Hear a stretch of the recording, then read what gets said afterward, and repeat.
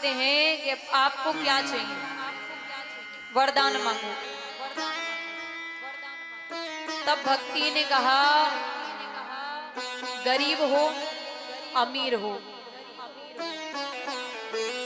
छोटी जात का हो बड़ी जात का हो, काला हो गोरा हो, चोर हो डकैत हो, पापी से पापी हो, अपराधी हो, कितने पाप किए हो, लेकिन अंत समय में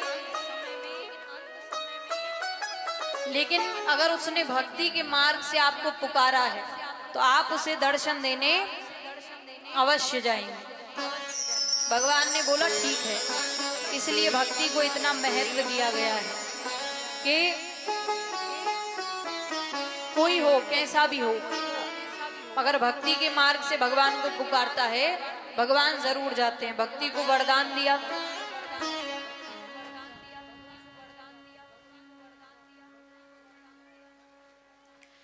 महाराज अब यहाँ पर हम आपको तुलसी की माला का महत्व बता रहे थे।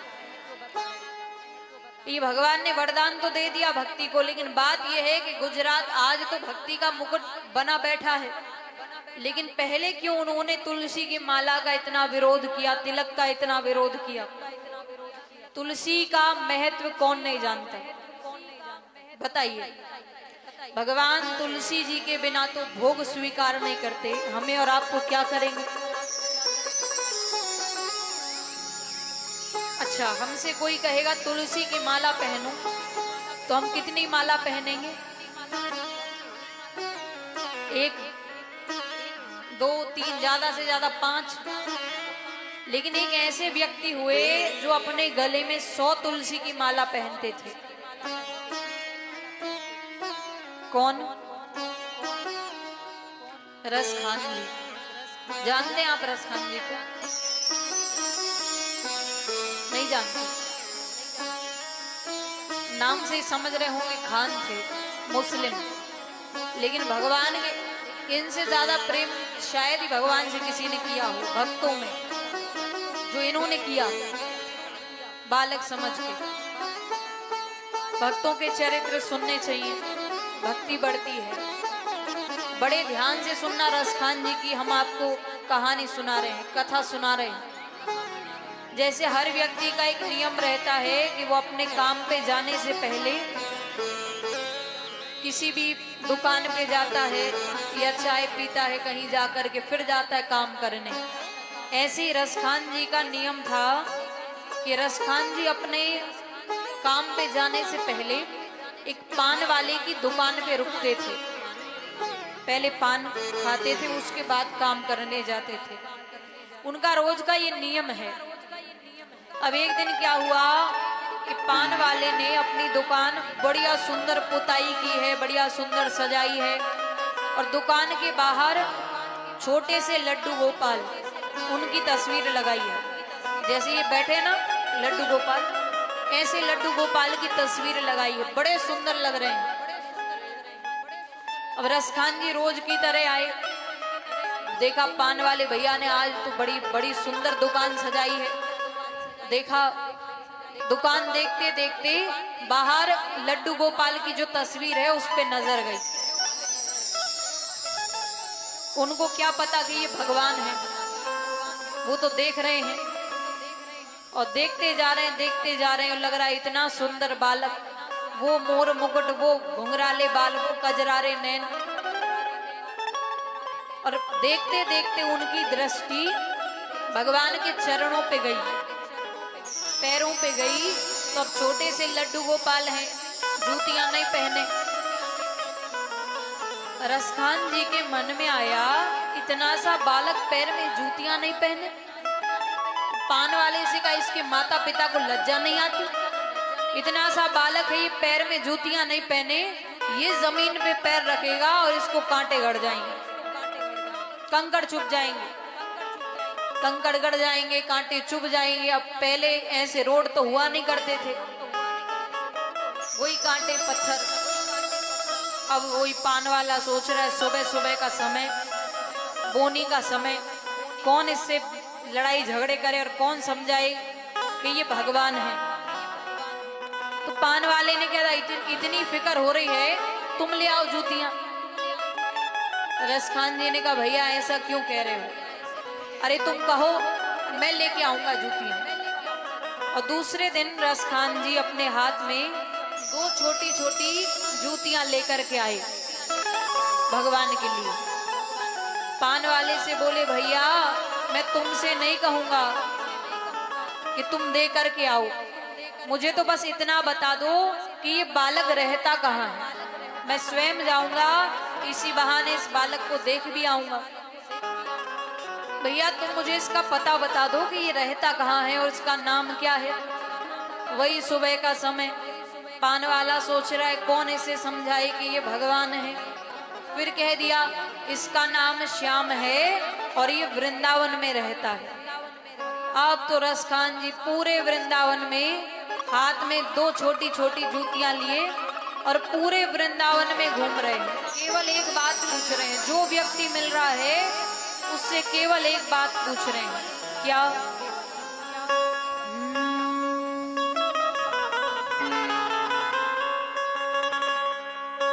बताओ कहाँ मिलेंगे श्याम, बताओ कहाँ मिलेंगे श्याम, बताओ कहाँ मिलेंगे श्याम, बताओ कहाँ मिलेंगे श्याम, बताओ कहाँ मिलेंगे श्याम, बताओ कहाँ मिलेंगे श्याम।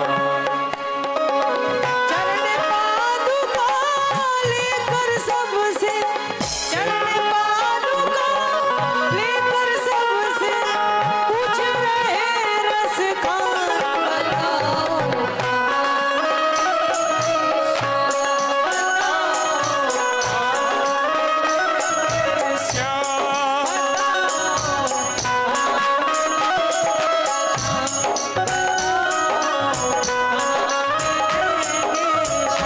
दोनों हाथ ऊपर और ताली एक साथ।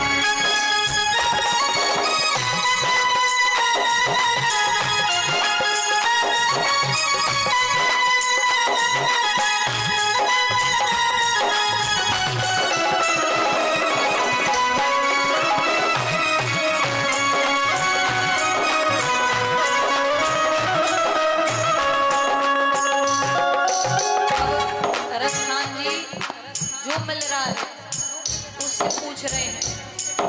अब देखिए वो तो वृंदावन है, वहाँ तो हर घर में, हर दूसरे घर में श्याम नाम का कोई ना कोई बालक है। अब बोल रहे भैया कोई पहचान बताओ, कैसा लगता है, क्या पहनता है। तब रसखान जी बता रहे हैं वो नन्हा सा बालक है, सांवली सी सूरत है, नन्हा सा बालक है, सांवली सी सूरत है, बाल घुंघराले उसके, कान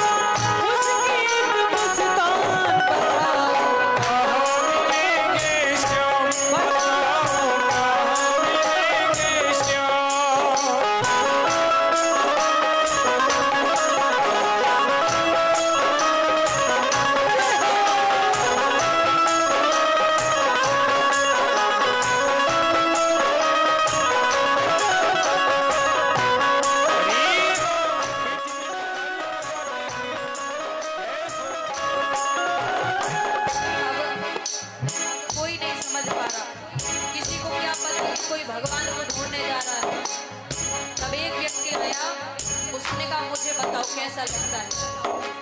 तो उन्होंने वही बताया कि नन्हा सा बालक है, छोटे छोटे हाथ हैं, मोर मुकुट पहनता है, घुंघराले बाल है, कजरारे नैन है। वो व्यक्ति समझ गया कि ये किसको ढूंढ रहा है। तब वो बोला,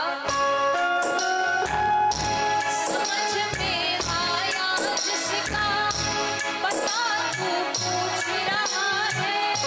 समझ में आया जिसका बता तू पूछ रहा है। है वो बाके बिहारी जिसे तू ढूंढ रहा है। हे वाके बिहारी जिसे तू ढूंढ रहा है। राजस्थान जी ने कहा कि नहीं, बाके बिहारी नाम का कोई और बालक होगा। मैंने तो पान वाले से पूछा था कि उसका क्या नाम है, तो उसने कहा था उसका नाम श्याम है। उस व्यक्ति ने कहा कि हाँ, उसका एक नाम नहीं है, बहुत सारे नाम हैं। कहीं वो श्याम कहा था, हे हो कहीं पर कृष्ण मुरारी। कहीं वो श्याम कहा था, कहीं वो कृष्ण मुरारी। कोई सावरिया कहता, कोई सावरिया कहता, कोई गोवर्धन धारी। नाम हजारों है ही उसके, नाम हजारों ही उसके। कई जगह में धाम बताओ, कहाँ मिलेंगे श्याम, बताओ कहाँ मिलेंगे श्याम।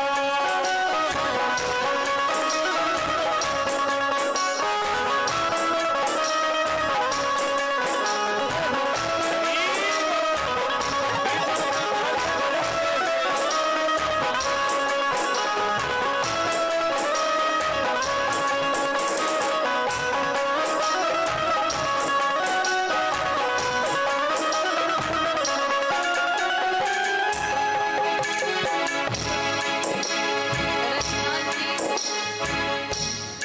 जब उस व्यक्ति ने कहा तो रसखान जी बोली, मुझे उसके पास छोड़ करके। और तब वो व्यक्ति रसखान जी को लेकर के जा रहे हैं। मंदिर लेकर के गए और मंदिर की सीढ़ियों पर जाके छोड़ दिया। क्यों? उसे पता था कि अब इससे आगे ये ध्यान है तो पुजारी जी अंदर जाने नहीं देंगे। रसखान जी को मंदिर की सीढ़ियों पे छोड़ के और वो चले गए। यहाँ पुजारी जी ने लोगों को लगा दिया कि कोई इसको अंदर नहीं आने देना, अंदर ना आने पाए। रसखान जी बड़ा कह रहे हैं मुझे जाने दो, मुझे जाने दो, लेकिन वो नहीं मान रहे। तब रसखान जी कहते हैं, मुझे ना रोको भाई, मेरी समझो मजबूरी। मुझे ना रोको भाई, मेरी समझो मजबूरी। शाम से मिलने दे दो, तुम्हें काम जरूरी। ओ शाम से मिलने दे दो, बहुत है काम जरूरी। शाम से मिलने दे दो, तुम्हें काम जरूरी। ओ शाम से मिलने दे दो, बहुत है काम जरूरी। रसखान जी बड़ी प्रार्थनाएं कर रहे हैं, लेकिन कोई उनको नहीं जाने दे रहा। बड़ी प्रार्थना की, लेकिन जब नहीं जाने दिया तो वो मंदिर की सीढ़ियों पे बैठे। क्या सोच रहे हैं? मैं अंदर नहीं जा सकता तो क्या हुआ? वो तो कभी घर के बाहर आएगा। सीढ़ियों पे बैठ के सोच रहे हैं, उनको ये थोड़ी पता है कि मंदिर है, ये तो श्याम का घर है। मैं घर के अंदर नहीं जाने दे रहे, वो शाम तो आएगा घर के बाहर कभी तो यही सीढ़ियों पे बैठ के और इंतजार कर रहे, प्रतीक्षा कर रहे। सीढ़ियों पे मंदिर की ढाल कर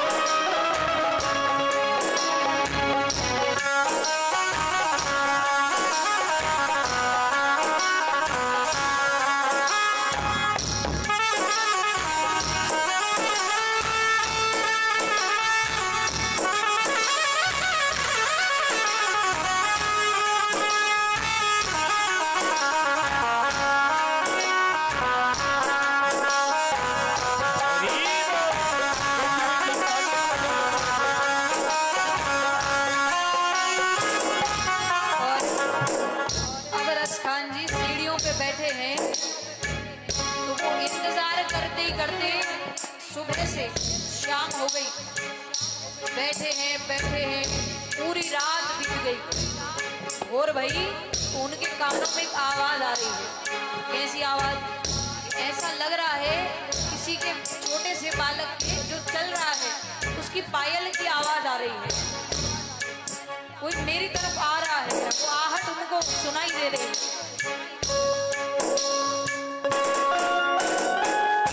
जाग कर रात बिताई, जाग कर रात बिताई, भोर होने को आई। तभी उसके कानों में कोई आवाज़ सी आई। ओ कभी उसके कानों में कोई आहट सी आई।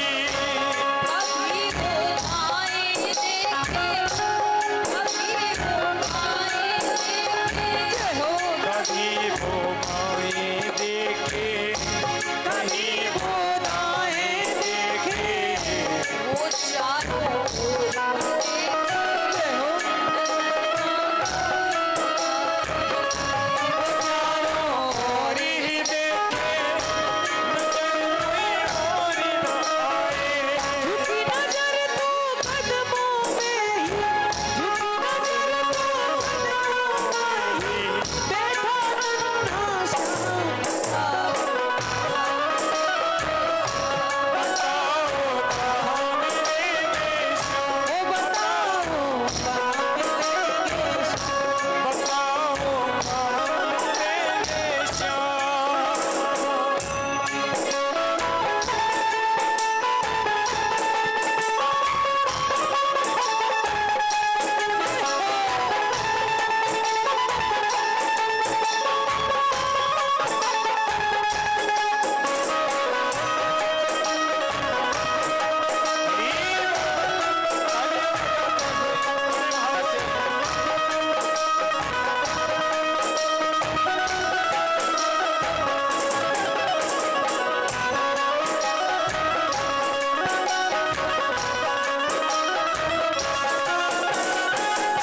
अब रसखान जी ने चारों तरफ देखा, दाएं बाएं सब जगह देख रहे, कहीं भगवान नहीं दिखे। और फिर जैसी जहाँ जीने पर बैठे हुए हैं सीढ़ियों पर, नीचे जैसे नजर गई रसखान जी की, देखा छोटे से भगवान बैठे बैठे मुस्कुरा रहे हैं। जो देखा बड़े प्रसन्न हो गए, हृदय से लगा लिया। फिर जैसा रसखान जी ने कहा था, वो भगवान को जैसे ही उठाया तो भगवान के पैर देखने लगे। खुशी से गदगद होकर गोद में उसे उठाया, ओ खुशी से गदगद होकर गोद में उसे उठाया। लगा करके सीने से बहुत ही प्यार लुटाया। लगा कर ही सीने से बहुत ही प्यार लुटाया। और रसखान जी क्यों आए हैं? वो छोटी छोटी कुर्सियां लेकर आए हैं, तो वो भगवान को पहनानी है, उसी काम के लिए आए हैं। गोद में तो बिठा लिया, अब उन्होंने जुतियां निकाली और भगवान के चरणों को देखने लगे। पादुका पहनाने को पाँव उठाया, ओ पादुका पहनाने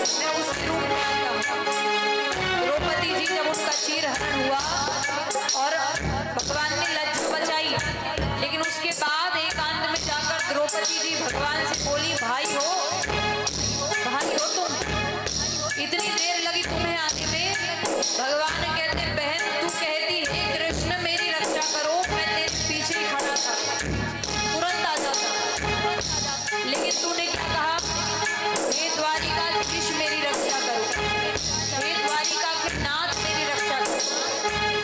तो मैं द्वारिका होकर आना पड़ा। भक्त जिस रूप में बुलाता है मैं उस रूप में जाता हूँ। भगवान रसखान जी से कह रहे हैं, आपने मेरे बाल रूप को बुलाया है, मेरी बाल लीलाएं कहाँ हुई हैं? गोकुल में। और आप कहाँ बैठे हो? वृंदावन में।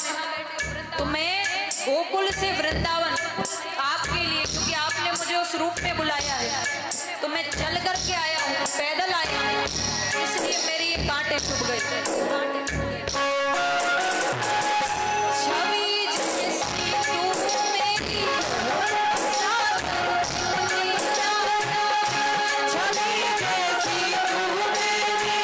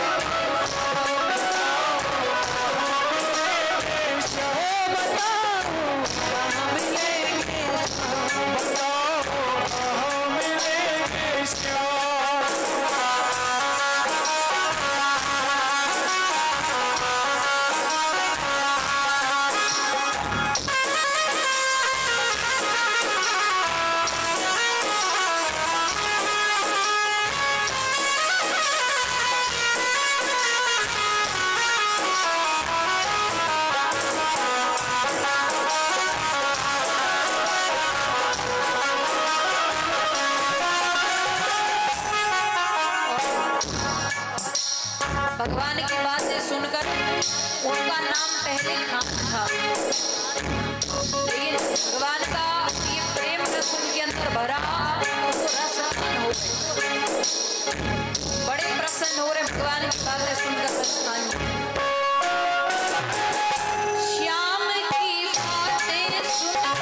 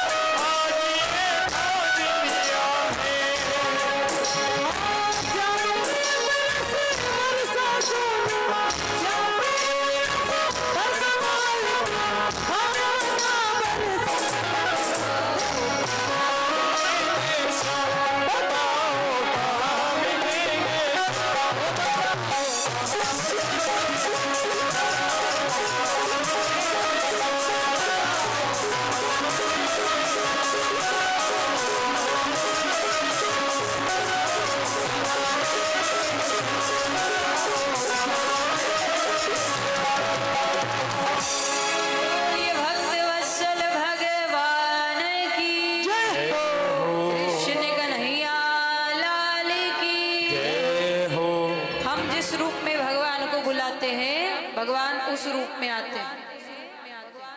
इसलिए कहते हैं कि भगवान से प्रेम करो तो कोई एक रिश्ता जोड़ लो, भाई का, बहन का, पिता का, तब जाके भगवान आपको मिलेंगे। इस प्रकार रसखान जी की कथा आप सभी ने सुनी और पहली बार श्रीमद् भागवत कथा सप्ताह पारायण सनकादि ऋषियों ने भक्ति, ज्ञान और वैराग्य से कही। श्रीमद् भागवत कथा का महत्व आप सभी ने आज श्रवण किया।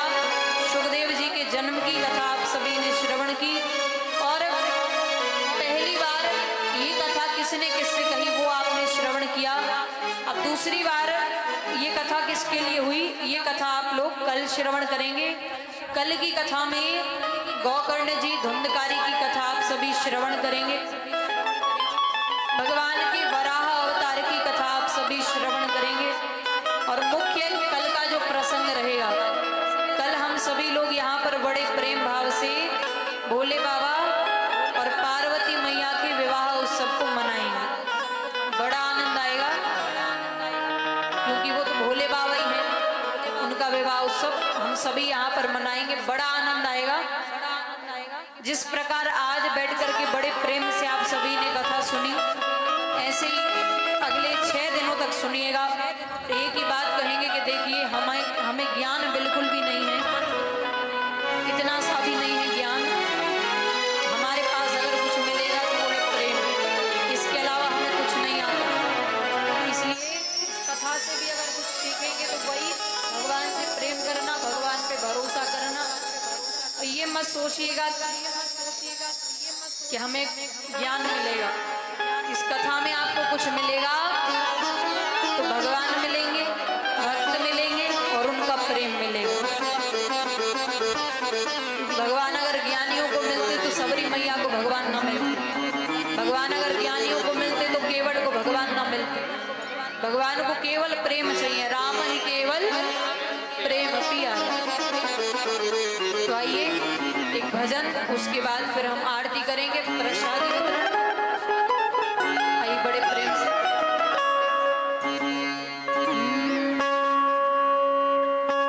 ये जो आज हमने भगवान का जो परिचय सुना कि भगवान कैसे हैं, सच्चिदानंद रूप आए।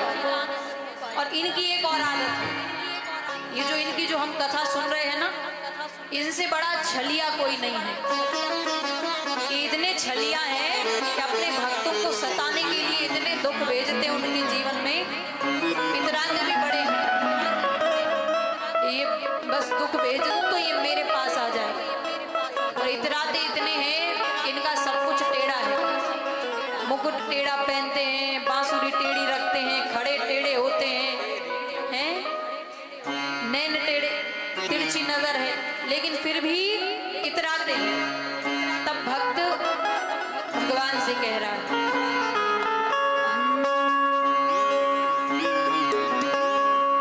बांस की बांसुरिया पे घड़ो इतरावे, बांस की बांसुरिया पे घड़ो इतरावे, बांस की बांसुरिया पे घड़ो इतरावे।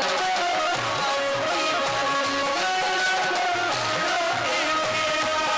इतरावे।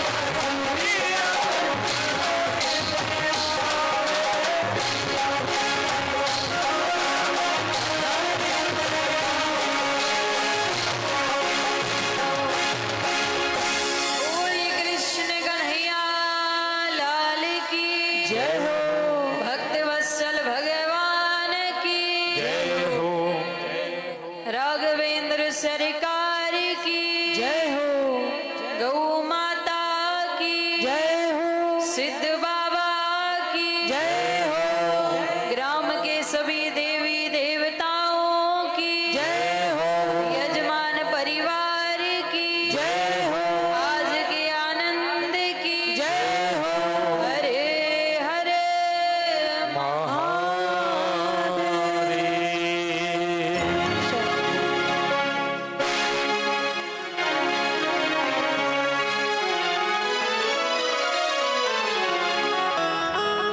हमारे राधे हमारे मुख्य यजमान यथाशीघ्र मंच पर पधारे आरती के लिए। हमारे मुख्य यजमान जी सहपत्नी सहित मंच पर पधारे आरती के लिए। कल आप सभी भक्तगण परम पूज्य दीदी के मुखारविंद से श्रीमद् भागवत कथा ज्ञान गंगा युग की द्वितीय दिवस की पावन मंगल में कथा का श्रवण करेंगे।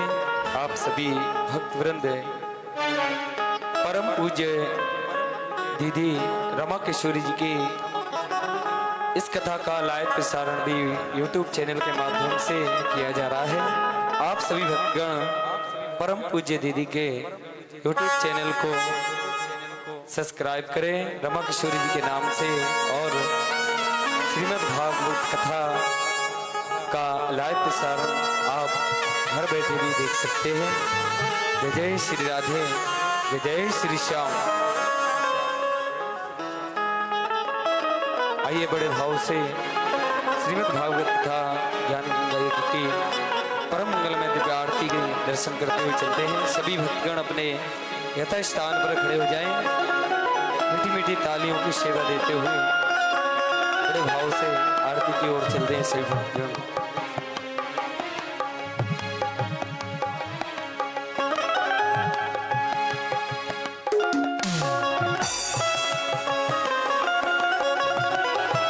श्री राधे